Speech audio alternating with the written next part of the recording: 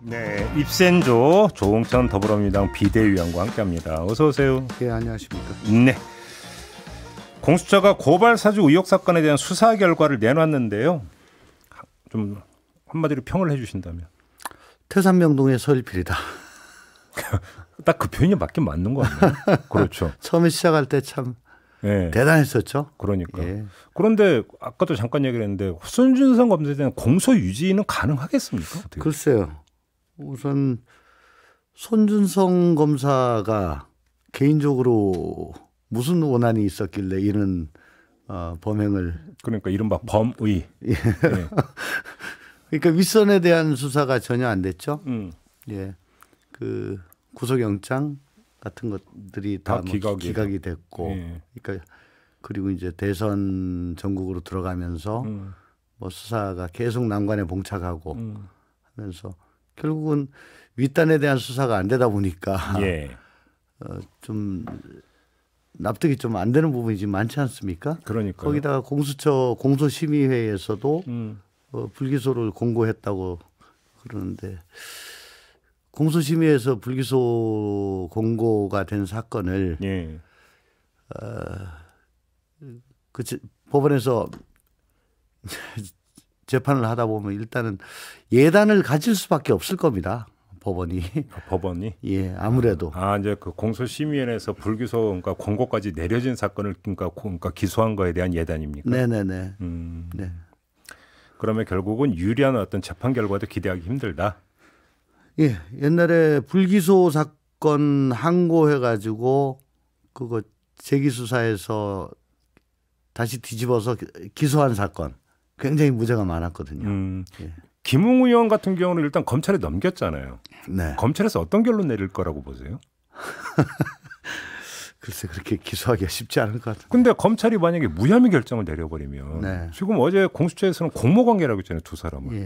그러면 이미 법원 판단이 내려지기 전에 검찰에서 그냥 태클 들어가는 거잖아요. 결과적으로는. 어쨌든 뭐 저 공수처에 대한 사강 같은 거는 배제하고 예. 증거에 따라서 하긴 할 겁니다. 근데 문제는 증거가 뭐냐라는 거잖아요. 뭐 텔레그램.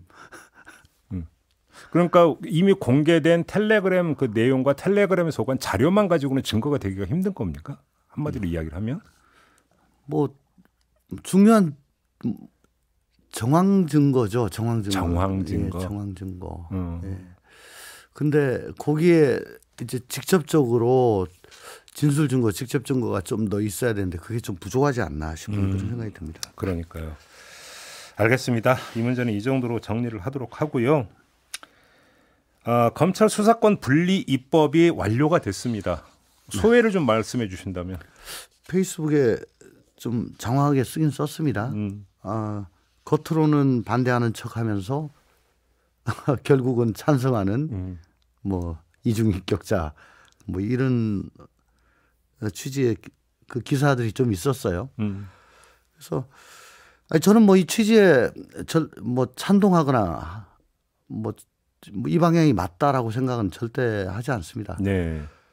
그리고 애초에 나왔던 그 원안에 대해서는 정말 이건 위헌이다.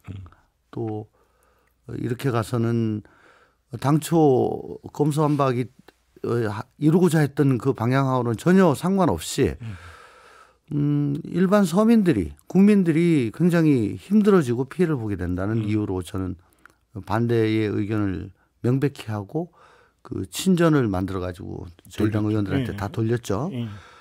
그 이후에 이제 그 여러 번의 수정이 이루어지면서 위헌적인 요소 또 그런 부정적인 면들이 많이 완화가 됐어요. 물론 아직도 뭐 잘못된 점들이 있습니다만은 그래도 뭐 큰 흐름에서는 많이 좋아졌습니다. 그렇지만 제가 말씀드리고자 하는 거는 어쨌든 간에 국회의장의 중재로 여당과 야당이 합의를 하고 의원총회에서 추인까지 했다. 그렇죠. 그렇다면 이거는 의회민주주의, 대의민주주의에서는 거의 끝단까지 간 거다. 그러면 그 합의는 따라줘야지 이 의회민주주의가 기능을 하는데 작동을 하는데. 네네. 그러니까 당론법을 개인 조응천이 따르느냐 마느냐 징계를 받느냐 마느냐의 문제와 의회 민주주의의 작동 원리를 조홍천이 따르느냐 마느냐의 문제는 전혀 다른 문제다. 이건 따르지 않을 도리가 없다. 그래서 저는 이게 뭐 옳다고도 아직도 생각을 하지는 않지만 네. 반대를 할 명분이 없다. 알겠습니다. 뭐 그런 얘기죠. 근데 예를 들어서 이제 지금 이제 약간 이 부작용 우려된다고 했는데 그건 이제 가장 대표적으로 꼽고 있는 게 이제 고발인 이의 신청권 네. 이 문제 아니겠어요? 네네. 이런 같은 경우도 원포인트 개정 이런 게 불가능합니까? 원포인트 이제 앞으로 저 사개특위 네. 사개특위가 곧 가동이 될 겁니다. 아마. 근데 되겠어요? 가동이 된다고 보세요? 국민의힘 입장에서도 지금 법사위보다는 네. 그래도 사개특위에서 입법권이 있어요. 음. 입법권이 있는 특위입니다. 굉장히 강력하죠. 그리고 법사위에서 정말 극한의 대치를 지금 똑같은 멤버로 거의 2년 이상 지금 계속해왔지 않습니까? 저보다는 그래도 새 멤버로. 좀 인물도 좀 바꾸고 그렇죠. 해서. 그렇죠. 분위기 좀 새롭게 새 좀 부대에서 만들고. 중수청뿐만 아니고 예. 지금 방금 말씀하신 그런 보완책. 그게 더 중요하죠. 사실은 어떻게 보면 그걸 논의하는 것이 훨씬 더 효율적이고 네. 또 집중도 가능할 것이다. 그렇게 봅니다. 아마 지금은 갑자기 유턴하기가 힘들어가지고 네. 그 우리는 합의한 적 없다라고 얘기하겠지만 주판을 튕겨 보면은 들어올 거다. 이게 훨씬 낫다라고 생각할 결국은 겁니다. 들어올 거라고 보시는 네네. 거군요. 그러면 중수청 논의가 그러면 갈 수도 있다는 이야기인데 공수처럼 독립기관화 될 거라고 보세요? 어떻게 최종적으로는? 아마 우리 당은 법무부 산하로 가는 거를 싫어하기 때문에 독립기관화 쪽으로 하고 싶어 하겠죠. 근데 독립기관이라는 것이 이제 참 말도 좋고 듣기도 좋은데 네. 그게 뭐냐면 책임지는 장관, 국무위원이 없다는 거잖아요. 네. 그 책임 행정의 원리에서는 좀 예외죠. 그렇죠. 그게 뭐냐면은 국민의 대표인 국회가 예. 뭐 해임 건의도 하고 예. 뭐 잘못했을 때 뭐 책임을 물어야 되는데 그 대상이 없다는 겁니다. 지금 책임 행정의 원리상. 그래서 그런 면에서는 조금 문제가 있다. 그래서 그러니까 어디에 소속됐나 말았나 이런 형식적인 문제보다는 네. 결국은 그 인사의 독립 또 직무의 독립 이런 게 중요한데 그게 중요한데 그러면 중수청이 만들어진다고 치고 네. 중수청장 그 임명 과정은 어떻게 돼야 된다고 생각하세요? 절차나. 지금 저 소위 말하는 중수청법 예. 황운하 의원이 발의한 중수청법은 제가 저번에 말씀드렸듯이 여기에 대해서는 이제 곧 야당이 될 우리 민주당의 비토권이 없어요. 그렇기 때문에 이건 윤석열 정부의 아주 잘 되는 칼을 하나 선사하는 거다라고 제가 일찌감치 네, 저번에 말씀하셨죠. 여기 시선집중 나와가지고 네. 말씀을 드렸고 아마 그것 때문에 이 중수청 안을 걷어들였는지 모르겠습니다. 저는 저 프랑스나 이탈리아 같은 곳에 가면 최고 사법 평의회라는 제도가 있습니다. 그럼 뭐예요? 그러니까 대통령이 총리가 사법기관에 혹은 저 수사기관의 수장을 임명하는 것이 아니고 네. 평의회. 그 내부 인사, 예. 내부 인사 그러니까 그 내부 인사 중에는 고위직도 있고 또 실무직도 있고요. 플러스 전문가 외부직, 외부 인사들. 네네. 이 사람들이 일종의 의결 기구를 만듭니다. 오호. 거기서 치열하게 논의해 가지고 예. 인사, 감찰, 직무 평가 이런 것들을 하죠. 어허. 그 내놓은 결과에 대해서 대통령이나 총리는 그냥 따라줍니다. 그러면 그 그러니까 저기 선정권도 거기에 있는 거고. 그렇습니다. 오. 그러니까 대통령이나 총리는 거기에 대해서 거부하지 못하게, 관여하지 못하게 제도화가 되어 있죠. 그래서 뭐 많이 볼 때 뭐 이런 것들이 그때부터 이제 이게 가능했던 그러면 거고. 평의회 이제 그 위원들은 상당히 여러 명으로 구성되는 그렇습니다. 거고. 네네. 외부가 조금 과반 넘게 그렇게 만들어져 있는데 그 아이디어가 공영방송 지배구조 개선 이야기 나올 때 그 아이디어 독일식 아이디어하고 비슷한 것 같은데 예, 그런 거죠? 네네.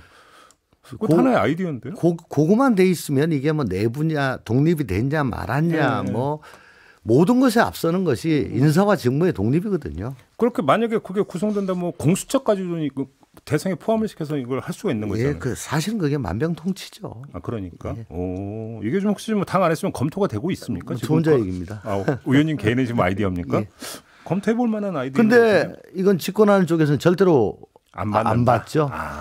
그렇게 되는 건가요? 자기 칼을 왜 내줍니까?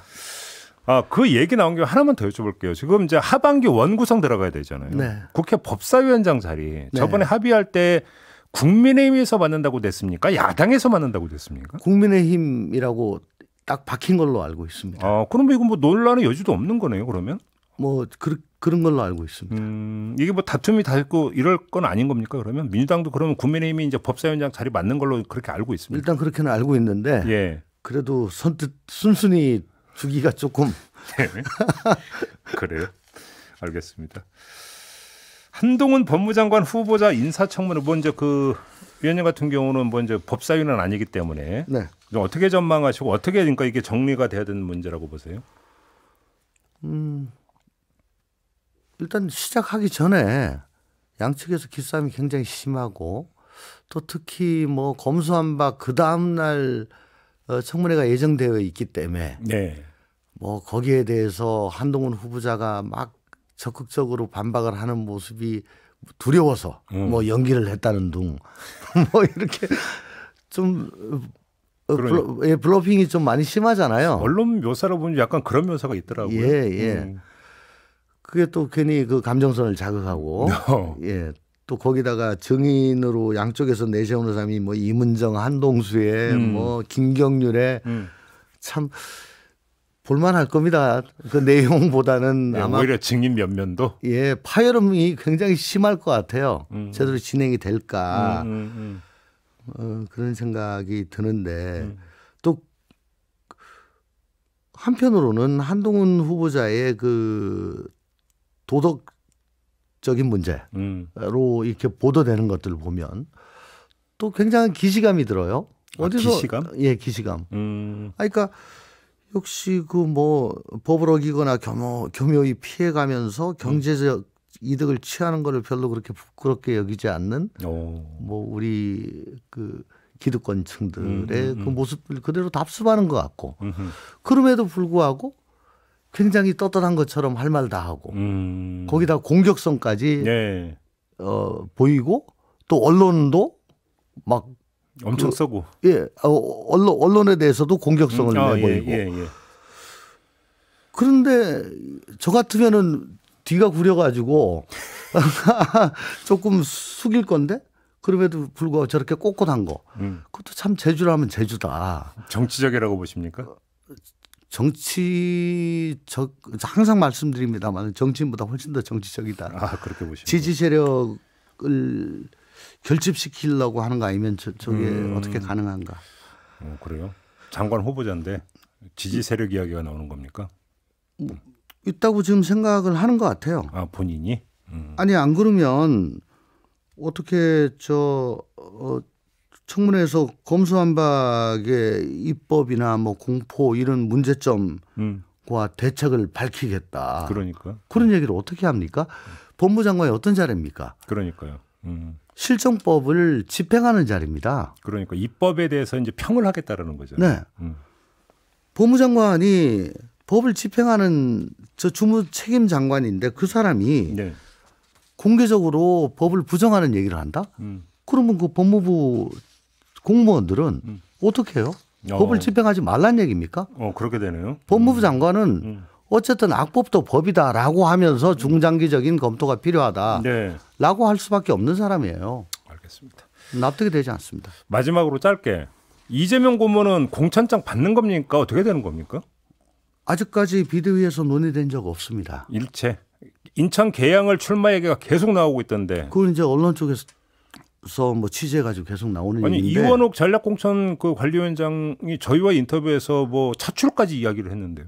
그건 뭐 이원욱 의원의 개인적인 의견이고요. 그냥 개인 의견이다. 비대위하고는 공유된 게 전혀 없다. 비대위에서는 뭐 다른 쪽에서는 다른 제보로는 얘기를 했었는데 개항은 아직 얘기를 한 적이 없습니다. 그러면 그냥 의원님 개인 견해로 네. 이재명 고문이 지금 요번에 등판하는 거, 그것도 개항을 해 등판하는 것은 바람직하다고 보십니까? 어떻게 평가하십니까? 저 개인은 뭐 그건 어쨌든 등판도 적절치 않다. 타이밍이 빠르다. 빠르다. 왜? 대선 지난 지 이제 이제 두 달. 그러면 대선 우린 패배를 한 거고요.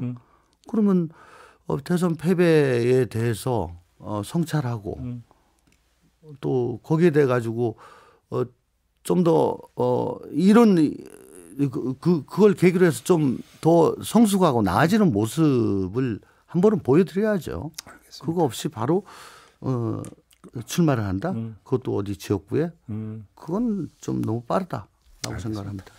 마무리하죠. 네, 고맙습니다, 의원님. 네, 감사합니다. 네, 민주당의 조홍천 의원과 함께했습니다.